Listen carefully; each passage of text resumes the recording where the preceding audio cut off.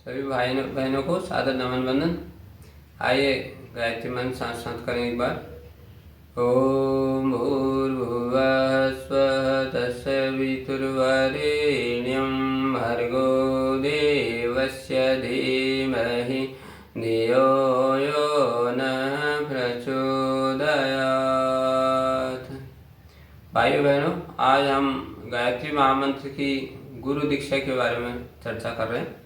गुरु दीक्षा का क्या महत्व है, मंत्र दीक्षा का क्या महत्व है।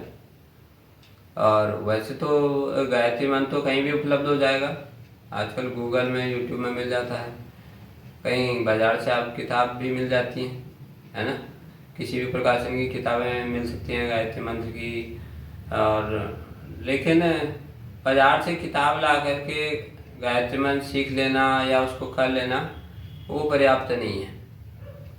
कैसे नहीं है, इसको एक एग्जाम्पल के माध्यम से समझते हैं। जैसे हमने कहीं से रामचरितमानस या कोई धार्मिक ग्रंथ खरीदा और हम उसका अध्ययन करने लगे।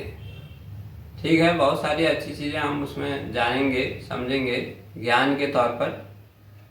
लेकिन उस रामचरितमानस में जो साधना के बिंदु होते हैं वो तभी स्पष्ट हो पाएंगे जब रामचरितमानस के कोई मर्मज्ञ के माध्यम से वो रामचरितमानस को हम सुनते हैं। इसीलिए जो राम कथाएं की जाती हैं जगह जगह देश में, जो आचार्य लोग होते हैं वो करते हैं, तो उस राम कथा का इसीलिए महत्व है।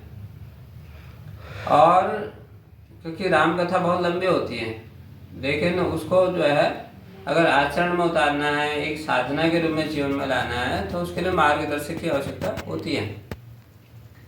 तो इसी तरीके से गायत्री महामंत्र की साधना भी अगर एक अनुभवी मार्गदर्शक के मार्गदर्शन में किया जाए तो उसका लाभ जो है अति शीघ्र मिलता है, कम समय में अधिक लाभ मिलता है। बिना मार्गदर्शन के करेंगे, साधना का कोई मार्गदर्शन नहीं है, केवल गायत्री मंत्र हमें आता है, तो उसका लाभ उतनी जल्दी नहीं मिल पाएगा और बहुत कम मिलता है।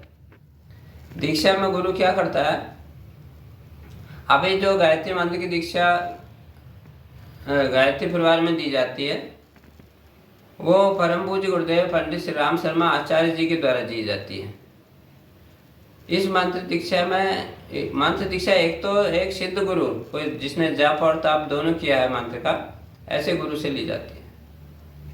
तो आचार्य श्री को इस युग का विश्वामित्र माना जाता है, क्योंकि ऐसी तपस्या कभी विश्वामित्र ने की थी किसी जमाने में, त्रेता युग में, सतयुग में।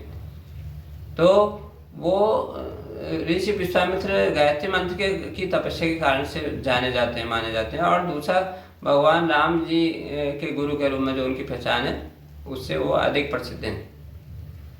तो इस युग में गायत्री महामंत्र की जो तपस्या करने वाले लोगों को अगर हम देखते हैं दुनिया के अंदर, तो उसमें पंडित श्री राम शर्मा आचार्य एक का जो नाम है एक ध्रुव नक्षत्र के रूप में सामने आता है। उन्होंने 24 साल तक महान साधनाएं गायत्री महामंत्र की, जब भी किया तब भी किया।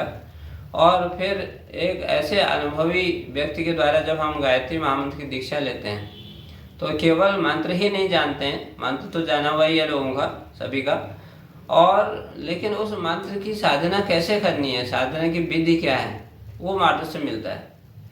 और दूसरा, सिद्ध गुरु से अगर मंत्र दीक्षा ले जाए तो उसमें संरक्षण भी मिलता है, मार्गदर्शन मिलता है, संरक्षण मिलता है।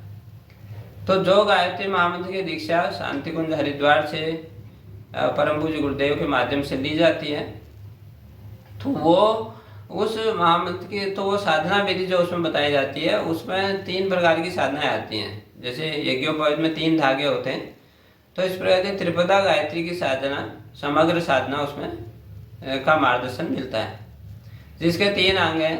पहला चरण है उपासना, पहले धागे की साधना कह सकते हैं। दूसरा चरण है जीवन साधना या केवल साधना भी कह सकते हैं। तीसरा चरण है आराधना। संक्षिप्त में इसको याद करने के लिए USA कह सकते हैं, उपासना, साधना, आराधना, ये साधना की जाती है।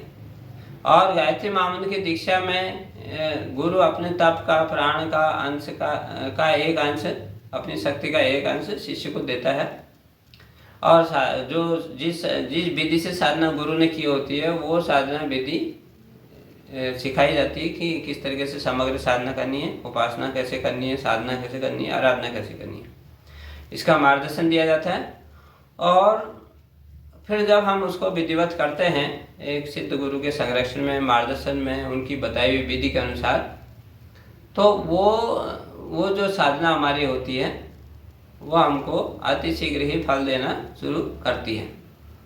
तो ये गायत्री महामंत्र की गुरु दीक्षा के बारे में, जो कि एक अनादि गुरु मंत्र माना जाता है, महामंत्र माना जाता है, उस मंत्र की, जो एक वैदिक मंत्र है, संध्या वंदन का मंत्र है, सूर्य का सबसे बड़ा मंत्र है, उसकी दीक्षा के माध्यम से इसमें पूरे विश्व में एक जो विद्या का संचार, सद्बुद्धि का संचार और सभ्य नागरिक के निर्माण की एक युग निर्माण योजना चल रही है, उसका सूत्रपात हुआ है। और उसका प्रथम चरण यही है कि गायत्री महामंत्र की साधना के द्वारा लोग स्वयं को उस सद्बुद्धि की अधिष्ठात्री जो महाशक्ति है, विद्या की देवी है, वेद माता गायत्री, उससे अपने को कनेक्ट करे, जोड़े और इस साधना को निरंतर जारी रखे। अब देश विदेश में बहुत सारे लोग इस साधना को करने लगे हैं। तो इस वीडियो में हमने गायत्री महामंत्र की दीक्षा के बारे में थोड़ी सी चर्चा की। अधिक जानकारी के लिए हम गायत्री महाविज्ञान में एक पूरा अध्याय इसके बारे में है, गायत्री महाविज्ञान जो परम पूज्य गुरुदेव की पुस्तक है, उस अध्याय का हम अध्ययन कर सकते हैं। गुरु दीक्षाएँ कितने प्रकार की होती हैं, कैसी होती हैं, उसकी गहनता के बारे में थोड़ा अधिक जानकारी, ये हमने थोड़ा परिचयात्मक जानकारी इसके बारे में दी, क्योंकि एक सामान्य व्यक्ति को थोड़ी सामान्य जानकारी तो इन चीज़ों के बारे में होनी चाहिए। आप सबका धन्यवाद। बाकी जानकारियाँ फिर अगले वीडियो में शेयर करेंगे, तो आप सब देखते रहिएगा और गायत्री महामंत्र और भारतीय संस्कृति से संबंधित जानकारियाँ और अधिक अगले वीडियोज़ में आपको दिए जाएंगे। धन्यवाद।